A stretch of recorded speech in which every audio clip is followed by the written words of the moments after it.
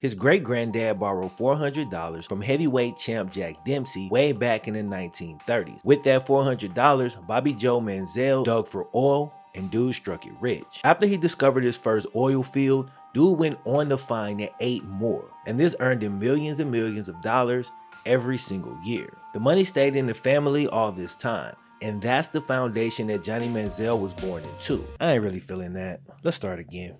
Johnny Manziel was one of the most exciting college football players I've ever seen. His charisma both on and off the field was that of a Hollywood star. Dude lived a lavish, party-crazed lifestyle, yet showed up every weekend and made plays that seemed like magic. But making that sustainable over any period of time is one trick that not even the great Johnny Football had up his sleeve. Johnny Manziel went through his career as a celebrity first and a quarterback second. He wasn't on top for long, but man, it was a hell of a ride. This is what happened to Johnny Manziel, the last ever Rockstar quarterback. Cue the way.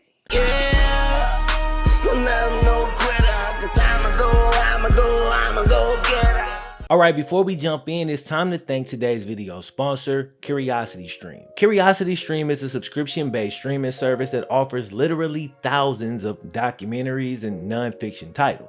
This includes exclusive originals like Fourth and Forever, Muck City. Now, if you like Last Chance U, or maybe you enjoyed my Anquan Bolden video, this will probably pique your interest. It's an inside look at 2 Florida high schools battling for gridiron supremacy, all in a community that's produced more NFL stars than anywhere else in the country. If you want to check it out, CuriosityStream is available on Roku, Android, Xbox One, Smart TVs, iOS, Chromecast, Amazon Fire, Amazon Kindle, Apple TV, and it's all over the place, bro. It's easy to find. So go to curiositystream.com/FlemLo for unlimited access to the world's best non-fiction titles and documentaries. You can get all of this for $2.99 a month or $19.99 for the full year. But to sweeten the deal, if you use my code FlemLo, you're gonna actually get your first 30 days of CuriosityStream for the free. Shout out to CuriosityStream once again for sponsoring the video, but other than that, let's get it.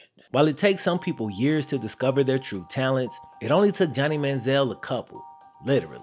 At 2 years old, dude hit his first home run with a Fisher-Price bat, and that's when the legend of Johnny Manziel was born. When he was 7 years old playing Little League Baseball, his granddad decided to give Johnny a little incentive. He told him, for every home run you hit, I'll give you $100. But that was a bad deal, as Johnny went on and hit so many home runs, his granddad had to renegotiate the price all the way down to $20 a home run. Them Little League games was getting way too expensive. Johnny didn't appear on the type of field we know him for until the 6th grade. Dude was a small kid and his mom had held him out of football for fear of him getting hurt. Now, most of the kids on the team started playing together when they were in the 2nd grade, but the 4-year head start did not protect the quarterback.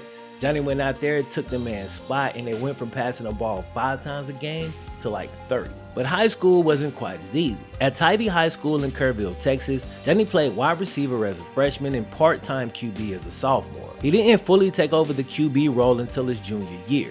This is when the legend of Johnny Football really took off. Similar to the movie Friday Night Lights, which also takes place in Texas, Johnny's town would completely shut down on Fridays. In Antler Stadium, the spot where Johnny's squad went to war every week, only had a capacity of 6,000, but held crowds estimated at 9,000 during Johnny's senior year. Dude was always a box office draw, and he made sure the people got their money's worth. Johnny's senior year, dude threw for 3,600 yards, 45 touchdowns, and only 5 interceptions. He also ran for 1,674 yards and another 30 touchdowns on the ground. That's a total in 1 year of 5,200 yards and 75 touchdowns from your quarterback, with only 5 picks. With those numbers and a playoff run where his team would go on to fall to the eventual state champs, Johnny won Mr. Texas Football that year, and the scholarship offers came flying in. Baylor, Oregon, even Stanford, if you can imagine that. But as many offers as he got, the most notable thing here is the offer that he did not get. The Texas Longhorns, the school Johnny always wanted to attend,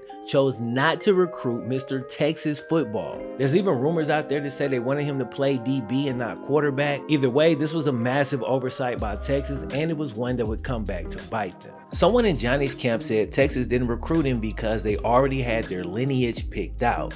Seems like the typical bitter statement from the family or friends, but when you think about it, it actually kind of lines up.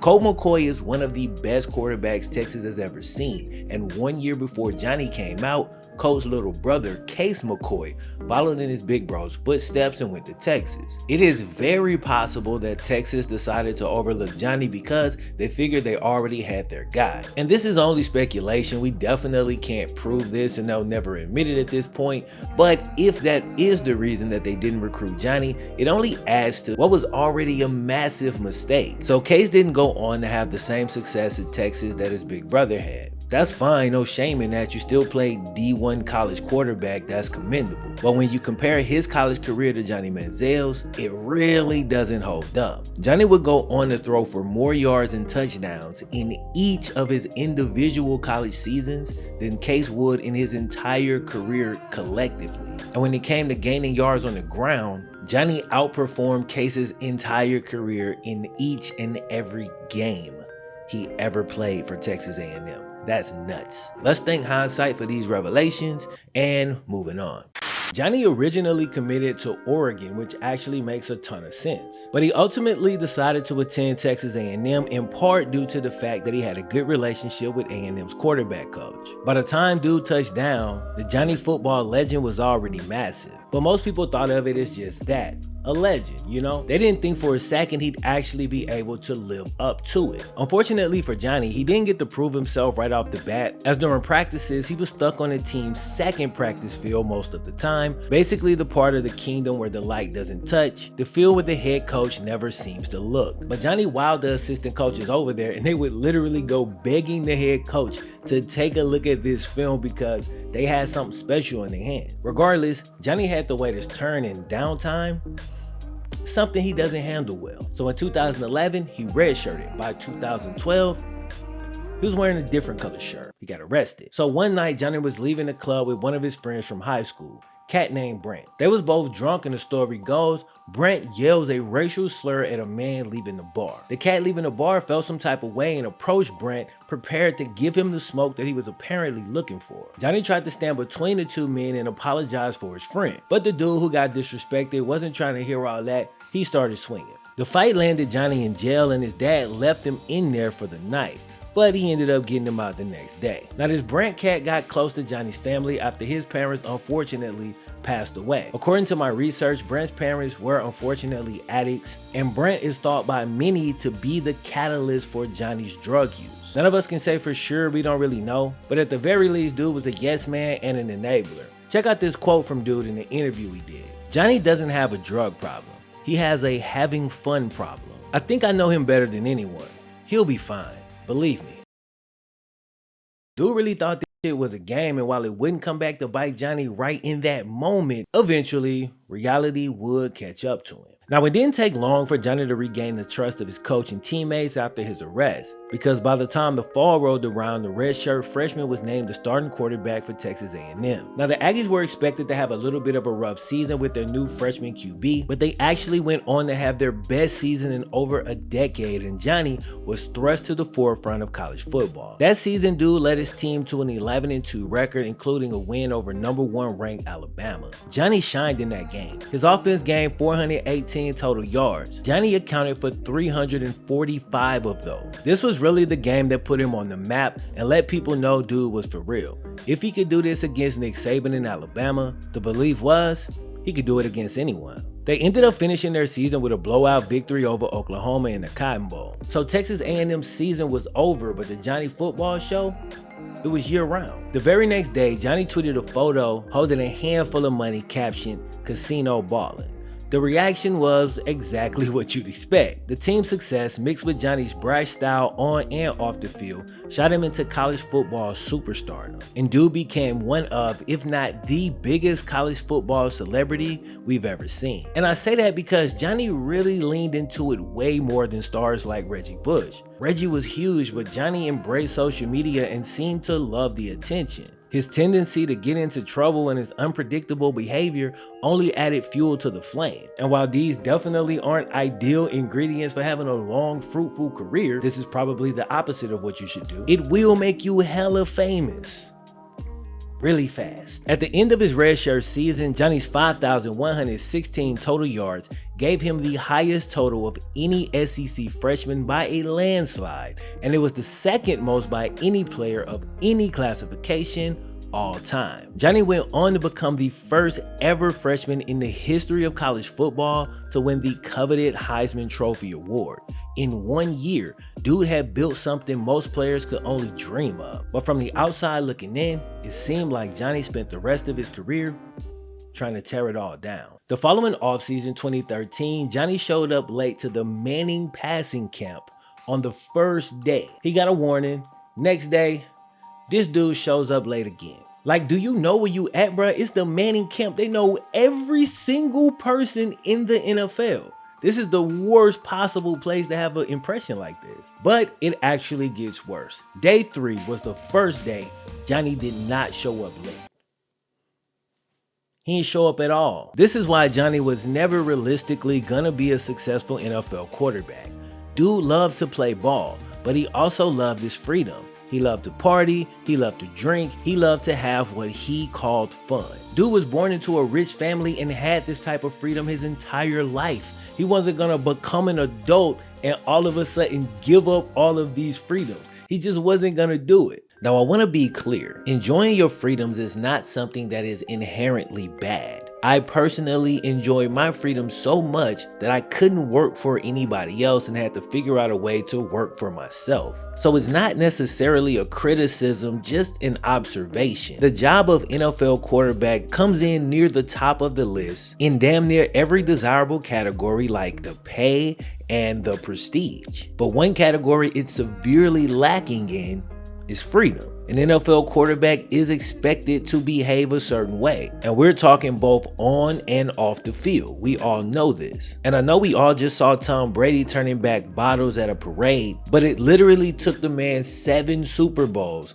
to feel like it was okay to cut loose one time. Also, I figured before we get back into the main story, this is a good time for me to send a shout out to Mike Evans, a man who made big time plays for both Johnny and Brady. All right, that's enough of that. Let's get back into it. 1 month after being sent home from the Manning camp, NCAA got a tip that Johnny may have signed various types of memorabilia in exchange for cash. We all know this is a huge thing in college football and the players are still fighting it now. It was said that Johnny was signing autographs in exchange for $7,500 a pop. And while I understand it's Johnny Manziel and this is definitely against the NCAA rules, if a player is worth that much, I believe he should be able to cash out or cash in on that. I just do. I understand Johnny's case is a little bit different from some other players who might need the money because they may be struggling financially or maybe their families are struggling financially. But if you was okay with it for players who didn't have money, you gotta still be okay with it for players who do. The NCAA launched an investigation, but they weren't able to find any substantial evidence of wrongdoing, so Johnny got off with a first half suspension in the season opener against Rice. But in that exact same summer, Johnny was kicked out of a frat party at the University of Texas, probably still pissed off they didn't recruit him, tweeted that he couldn't wait to leave College Station after getting a parking ticket, and dude really seems to be imploding the way a lot of NFL rookies do when they get millions and stardom and expectations. You know, sometimes it's too much. Dude was already imploding while he was still in college. When you think about it, it actually makes perfect sense. Johnny was in a very unique situation. Very few players reach the kind of stardom that he did in college football. And for the few others who do, their money usually doesn't come until after they go pro. But Johnny already had the money because he came from it, and his fame and celebrity was reaching new heights. So he hit the NFL rookie wall while he was still in college, and the effects were obvious. But Johnny's issues were actually much deeper than that. Most of Johnny's friends, including the one who yelled the racial slur, were all experimenting with different types of drugs. Now, Johnny was always a wild boy, so I don't know if he influenced them or if they influenced him, but either way, they was no good for each other, him and his partners.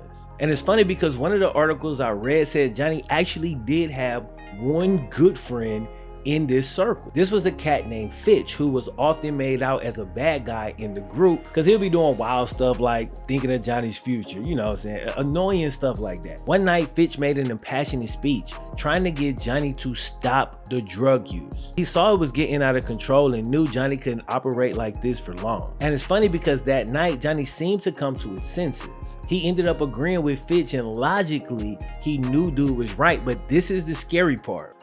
It was already too late. Johnny had already become addicted to the lifestyle and was in the process of becoming addicted to the things that came with it. It seemed he was determined to ride this thing till the wheels fell off, and he just couldn't stop himself. Still, Johnny had a head start on reality, and it wasn't about to catch him just yet.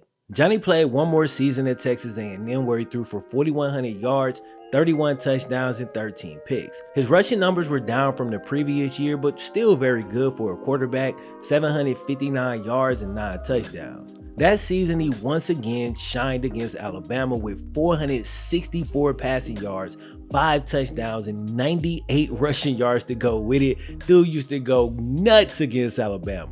Following his redshirt sophomore season, Johnny Manziel decided to say goodbye to college football. But he was in no way ready for the NFL, and the NFL damn sure wasn't ready for him. In 2014, Johnny was drafted by 2 sports leagues, as the San Diego Padres drafted him in the 28th round of the MLB draft. But over in the NFL, dude was a first rounder. Johnny's draft stock was definitely hurt by his antics in college, but fortunately for him, he was able to sell himself to a particular organization. Check out this excerpt from this Sports Illustrated article. While Manziel was waiting to be drafted, he sent a text message to Cleveland's quarterback coach, asking for the team to trade up and select him. Here's a direct quote from Cleveland's quarterback coach at the time. "We're sitting there and they keep showing Johnny on TV, and Johnny and I are texting, and he shoots me a text and says, 'I wish you guys would come get me. Hurry up and draft me because I want to be there.' Then there's the infamous statement, 'I want to wreck this league together.' When I got the text, I sent it to the owner and to the head coach. I'm like, this guy wants to be here. He wants to be a part of it." As soon as that happened, Mr. Haslam said, "Pull the trigger, we're trading up to get this guy." Yo, this is probably not the best way to make draft decisions, but look, whatever. And looking at this situation, I'm like, I know damn well Johnny had to know that he was going to Cleveland, and just given the type of person he is and the type of lifestyle he lives, why would he go out of his way to tell Cleveland of all teams to come and get him? Now remember, not the Cleveland of today, this is back in 2014, that Cleveland. I honestly believe as he was sitting there in that green room, dude wanted to make sure he got the prestige of being a first round draft pick. So he hit up the team he thought he could influence the best. Cleveland had 2 picks that year. They had already passed him up with the first one. And hey, it worked. He was a first rounder. The problem was Johnny actually never had a shot at wrecking the league because dude was too busy wrecking his own body. He partied incessantly and studied as little as possible. It was kind of like playing an RPG video game or going through a career mode and choosing the worst possible selection with every option you were given. The game had always been fun, and Johnny figured, yo, the higher I go up, the more fun I should have, right? Well, that depends on what you consider fun. If going over painstaking details over and over and over and over again so you can get a slight edge on Sundays is fun, then yo, you're right. But of course, we all know at this point in the story, Johnny's idea of fun is something completely different. Johnny had planned to take the NFL by storm, and he kinda did, as dude didn't even make it past preseason before he got fined by the league for flipping a bird during the game. This man spent his entire tenure with the Cleveland Browns partying while the media and fans alike documented every single step. Any little break in his schedule and dude was flying out to Vegas. He was literally, this is not hyperbole, he was literally more committed to this party lifestyle than he was to being an NFL quarterback, and it's not even a question. ESPN interviewed over 20 sources from inside the Browns organization, and they all spoke about a year-long lack of commitment and preparation. So nobody inside the organization was surprised when dude finished his rookie season with 175 passing yards, 0 touchdowns, and 2 interceptions. Johnny was living the whole Rockstar quarterback thing, but in the modern NFL, it just doesn't work. In 2015, Johnny tried to make a change. He realized he was blowing this opportunity, and he tried to do something about it. During the 2015 offseason, Dude entered the Quran Treatment Center for undisclosed issues. He stayed for a few weeks and was discharged in April, just in time for off-season workouts. He showed up looking healthier, like he was sleeping at night, and he was more focused. He bought a house close to the facility and then paid his old high school coach to move in with him as, basically a life coach. He was studying the playbook more. Like, Dude was ready to have a bounce back year and prove all the critics wrong. He was taking all the steps, doing everything right for once. But unfortunately, it didn't last, and at the first sign of adversity, Dude slipped right back into his old habits. More drinking, more partying, more drug use, a complete inability to say no. He couldn't be on time, he couldn't be reliable, he could not be counted on. In a weird twist of fate, Dude had become a slave to his own freedoms. It's really some mind-blowing shit. All these exclusive things he used to get to do, he now had to do. Like, he could not go without it. He couldn't even table it long enough to live out his childhood dream of playing quarterback in the NFL. We're talking one of the most sought after, exclusive, well-paying, prestigious jobs to ever exist. In Johnny's second season, he threw for 1,500 yards, 7 touchdowns, and 5 interceptions on a pretty bad Cleveland team. Those stats aren't great, but it is enough to prove that Dude had the talent to be an NFL quarterback. Maybe more suited for a backup role, or maybe just an average starter. But had he truly committed himself to the game, he 100% could have found success. Unfortunately though, that was never the case. Johnny's NFL career started out like a movie, with him throwing the money sign on the draft stage. And fittingly, his career ending is also worthy of Hollywood screens, as he completely missed what would have been the last game of his career with what was initially said to be a concussion. But a video of Johnny spotted in Vegas drinking the night before the game, yeah, that was the end of the Rockstar quarterback. To make matters even worse, shortly after that, it was reported that Johnny was being investigated for domestic violence with his ex-girlfriend, and with that, Dude had finally run out of chances. The Browns released him, and even super agent Drew Rosenhaus, a man who puts out fires for a living, terminated Johnny as a client, the first time he'd ever done that in his entire career. In 2016, Johnny reached a new low. Without football standing between him and his self-destructive behavior, Dude slipped deeper and deeper into addiction. At one point, he rented a $4 million home, invited a bunch of friends, and even an old teammate, Josh Gordon. A while back, I did a 2-part video on Josh, who still struggles with this addiction till this day. After 2 days of drug-induced partying, they racked up $32,000 in damages to this house, leading to the neighbor, Kathy Griffin, to call the damn police. Johnny lost hella weight and looked really bad during this time. And what was once seen as a young kid partying way too much was finally being recognized for what it actually was. This was addiction, and some feared Dude was already too far gone. Things had gotten so bad that Dude was said to be openly doing hard drugs in front of just complete strangers. He didn't care. I remember Johnny Manziel showing up at the Heisman Trophy ceremony one year. It was honestly extremely difficult to watch, as he didn't look anything like the Johnny football who stood there holding the trophy only a few years earlier. This was around the time where Johnny's dad made this infamous statement: "He's a druggie." It's not a secret that he's a druggie. I don't know what to say other than my son is a druggie and he needs help. Hopefully, he doesn't die before he comes to his senses. I don't know what else to say. If I have to bury him, I'll bury him. That's the fact. If he calls me and needs help, I'll go get him. Until then, he's on his own. I've done everything I can do. There's nothing else I can do as a father. Nothing. It is what it is. He's a druggie and everybody needs to accept it. I mean, I hate to say it, but I hope he goes to jail. That would be the best place for him. The football world had given up on Johnny long ago, but when your own dad gives up on you, that's gotta be a wake-up call. It took him a couple of years, but Johnny Manziel comeback season unofficially started around 2017 when he made his return to pro football. At this point, Dude was all partied out and he realized, you know what? I missed the game. He missed the fans, the excitement, and the competition. So he decided to give pro ball another shot, this time in the CFL. He signed with the Hamilton Tiger Cats, but couldn't take the starting job from ex-Oregon quarterback Jeremiah Masoli. Johnny was then traded to the Montreal Alouettes, who just so happened to be coached by Johnny's former college coach, Mike Sherman. Johnny was only 25 years old, but hadn't really aged well due to his drug use and party lifestyle. He hadn't taken care of his body, which took years off his potential career.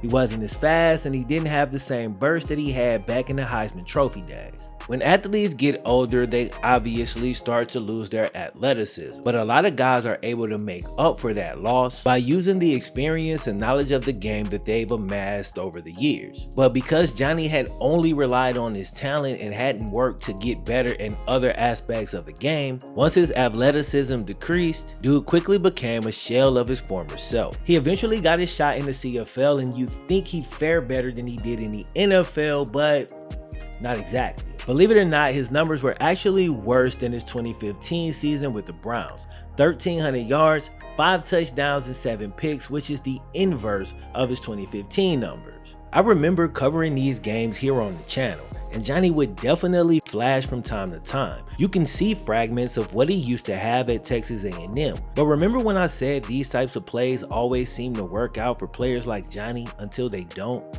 Yeah, once he hit the CFL, that time had come. Dude has something left in the tank. He just wasn't sure how much.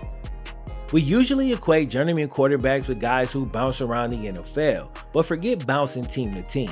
Johnny was bouncing league to league. 2018 marked the official start of the comeback season, and Johnny dabbled in the Spring League. Next up, it was the Alliance of American Football, or the AAF. Unfortunately for Johnny, he couldn't even take the starting quarterback job, and the league ran out of money before the first season could even conclude. This brings us to today. Despite saying he was done with the sport and he felt like football was behind him, Johnny's back on the field participating in the fan-controlled football league. A fun little league where fans call plays, draft players, and set rules. Dude's been met with some ridicule behind this, and I get the jokes, but I don't really understand why people would have an issue with this. At the end of the day, football is fun. Johnny isn't an NFL QB. Why is it an issue for him to play some ball on the weekends? Every game you play doesn't have to be for the damn Lombardi trophy. Yes, he failed at being an NFL quarterback, so do 99% of dudes in this country. It's hard, and yes, you need the prerequisite talent, but there's a whole bunch of other stuff that goes in with it, and if it don't fall your way, guess what? I personally hate the thought process of once you pass your prime, you gotta just sit down and not do nothing else. When we started playing the game, we played it for fun. And just because you either didn't make it to the NFL or didn't make it in the NFL, shouldn't mean that you can't still play the game on the weekends and do your thing. Johnny Football's career was extremely short, but he left a lasting mark on the game, even if it is for all the wrong reasons. Still, his story is fascinating, and it's good to see that his dad's grim prediction did not come true. He's clean, and on the weekend, he still gets to do something that he loves to do. But every now and then, the last Rockstar QB we'll probably ever see digs down deep and decides to perform one of his classic hits from way back in the day.